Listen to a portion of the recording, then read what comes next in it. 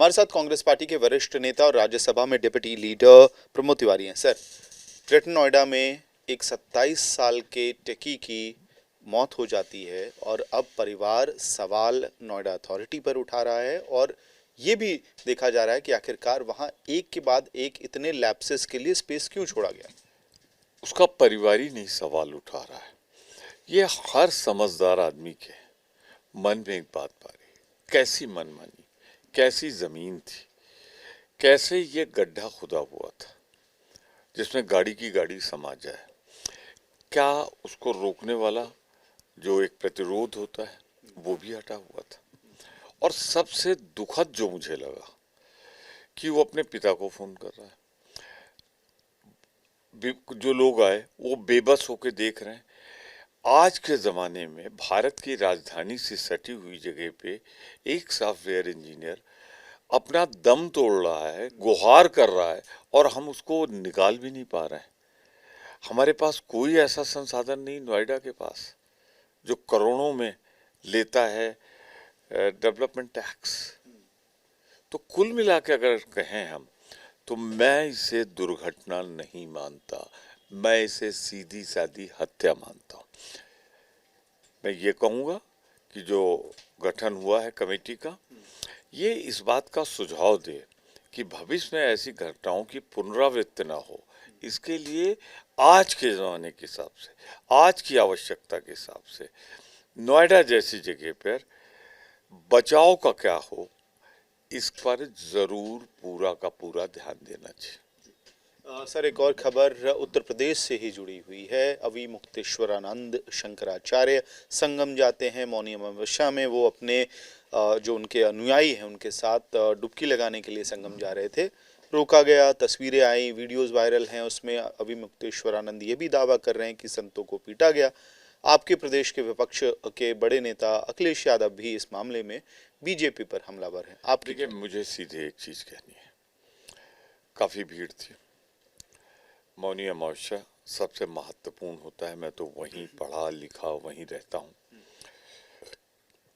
एक बात मैं जरूर कहूँगा, किसी भी हालत में जो शंकरानंदाचार्य हैं उनके साथ अभद्रता बचाई जानी चाहिए थी। उनके साथ जो साधु संत चल रहे थे जिन्होंने अपना जीवन सनातन के लिए अर्पित कर रखा है, उनके साथ गाली गलौज, धक्कम धुक्की, मारपीट जैसा वो आरोप लगा रहे हैं, अगर हुई है तो ये चिंताजनक है। मैं इसकी कठोरतम शब्दों में निंदा करता हूँ। आखिरी सवाल सर, बीजेपी के राष्ट्रीय अध्यक्ष नितिन नवीन होने जा रहे हैं, पहले कार्यकारी अध्यक्ष, और आज अब वो मंदिर मंदिर माथा टेक रहे हैं, आशीर्वाद लेके मुख्यालय पहुंचेंगे। अनअपोज्ड हैं, नए अध्यक्ष होंगे वर्तमान की सत्ताधारी पार्टी की। आप लोगों की क्या प्रतिक्रिया है बतौर अपोजिशन, प्रिंसिपल अपोजिशन? ठीक कर रहे हैं, माथा टेकने में महारत है उनकी। माथा सही जगह टेक दिया था बिहार के चुनाव में, अमित शाह जी वहाँ थे। तो ये मैं किसी भी हालत में इसे इलेक्शन मानने को नहीं तैयार हूँ। ये तो पूरी की पूरी सिलेक्शन है। चुन लिया, जो बोल ना सके, कह ना सके, हर तरह से ठोक बजा के देख लिया। अरे भाजपा के बड़े नेताओं, खास तौर से हम दो, हमारे दो, कांग्रेस में तो हर राज्य में चुनाव हुआ था, हर जगह चुनाव होने के बाद हुआ था, तो आपने इतनी कड़ी आलोचना की थी, जबकि हमारे नेता अनुसूचित जात से आते थे, अनुभवशाली थे, विशाल अनुभव समेटे थे, और आपने क्या किया? गए, उठाया, पिक किया, बैठाल दिया कुर्सी पे और इलेक्शन कह रहे हैं।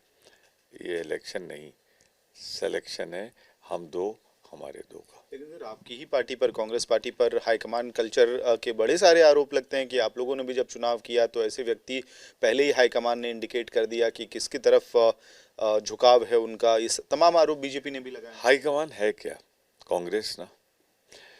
कांग्रेस का जो भी मतदाता होगा, हाईकमान का जिसे आप किधर इशारा कर रहे हैं मैं नहीं समझ रहा हूँ, तो वो अपना वोट तो देगा। उसने अपना वोट दिया, लेकिन यहाँ तो वोट भी नहीं देने दिया, बता दिया ये है, आओ सब लोग मत्था यहाँ टेको, वो वहाँ मत्था टेके। तो मेरी शुभकामनाएं नितिन जी के लिए।